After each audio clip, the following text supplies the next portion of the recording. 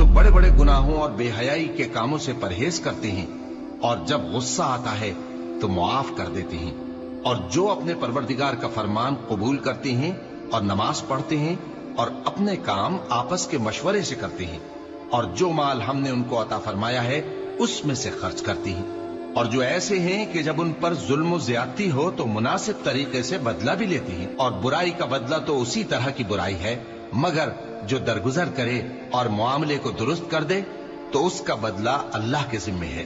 इसमें शक नहीं कि वो जुल्म करने वालों को पसंद नहीं फरमाता। और जिस पर जुल्म हुआ हो अगर वो उसके बाद इंतकाम ले ले तो ऐसे लोगों पर कुछ इल्जाम नहीं। इल्जाम तो उन लोगों पर है जो लोगों पर जुल्म करते हैं और मुल्क में नाहक फसाद फैलाते हैं। यही लोग हैं जिनको तकलीफ देने वाला अजाब होगा। और जो सब्र करे और कसूर मुआफ कर दे तो ये बड़ी हिम्मत के काम हैं।